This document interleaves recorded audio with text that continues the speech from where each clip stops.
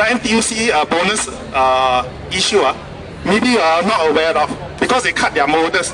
The NTUC insurance, income insurance, they cut their bonus and go and invest. Right? And Mr. Tan was having a petition against that. I admire him because he comes from the system and he knows what is wrong and he's there to point out and do something about it. That's why I approached him. I said, Mr. Tan, you are a good man. You have courage to stand for what you believe.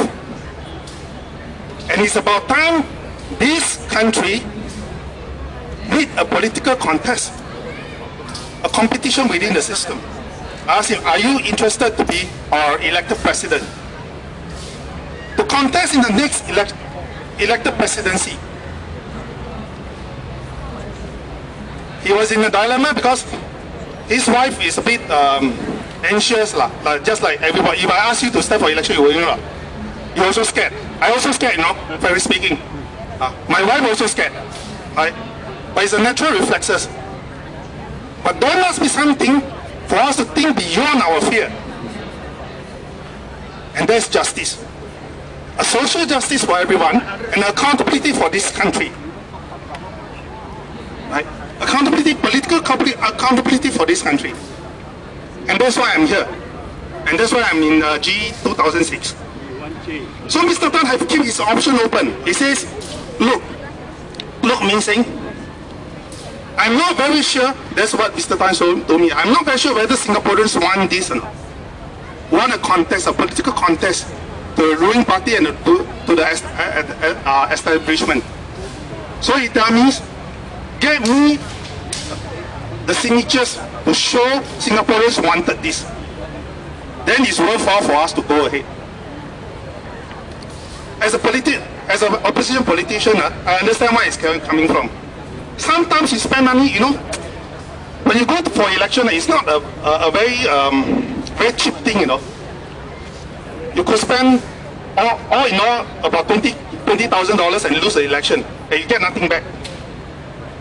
If you're standing as an independent, maybe you're spending about $40,000 just for one election. Who want to do it? Right? But I understand his point. If people don't want to vote for you, do not want a competitors to the ruling party, monopoly of power, why would we want to do it? So I said, well, at this point of time, because the presidential election is due in 2011, I said we still have time. We just wait. We will discuss later. And the mini bond issue came up. And true enough, Mr. Tan have jumped to lead all of you to seek redress for such injustice of mis-selling. And he come back again, I talked to Mr. Tan, now what? We have lead all the investors through the processes that the ruling party want us to do. Go to FREDEC, go to the bank, complain and all that, it ends up nothing. No result. So is it time for us to rethink about this political competition within the system? To make them work. My aim is very simple.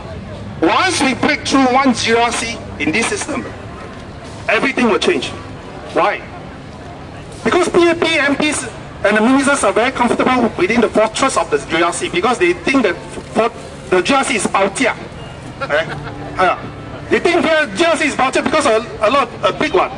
We cannot get enough people to come out with good credibility, good credential. They will show in because they have a minister in front, standing in front, and all little chicken behind. They are, I call it 大公鸡保护小鸡 and walk into the parliament. That's why we have people who are very arrogant in answering all the questions that we raise in parliament. So we have to build a democratic society to break one GRC. When one GRC falls, the fortress will fall. Nobody in PAP will think that he is an iron rice bowl. That's number one. No ministers or MPs will think that he will be the one that will get into the parliament no matter what, because he's in GRC. And maybe by then they will truly come and listen to you in Hong Lee Park. Do you want that? Do you want that? Yes, like you know. Like you knows. Like you know. Yeah, like you knows. You knows in 1988. So you must understand. Sometimes I always say opposition members are suckers. It's not a very good word to hear. We don't want to be suckers.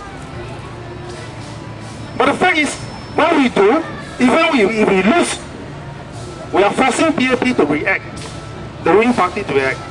If it's not for last election in Anjunit, would you think that they will be throwing money in Anjunit infrastructure to upgrade all the lifts in Anjunit GRC? No. Because it is due to this nature of PAP mentality in politics. That's how they play politics. A reactionary play. That we need more people like Mr. Tan to step forward. And maybe so, with his network, he can get more people with better credential to fight a GRC. That's what I'm hoping for. I don't know whether you hope for that or not. Do you hope for that? So I understand all of you are only concerned about your money, whether you can get back all your money. But I can tell you this problem is more than your money. Because it's created by a system that is filled with complacency due to a monopoly of power. Imagine if you ask MAS to go and investigate, who will they investigate? DPS? DPS belongs to who? Belongs to who? DPS actually belongs to MAS or to Masik. How could they actually do an investigation on themselves? It's against human nature to me. That's against human nature. You cannot have a fair trial like that. Right? We cannot expect somebody to investigate himself. We need a system that clearly states that the government is here to put up a platform, a fair and just platform for everybody. And it should not be getting involved in business like DPS, like Capital Land and all that. Why?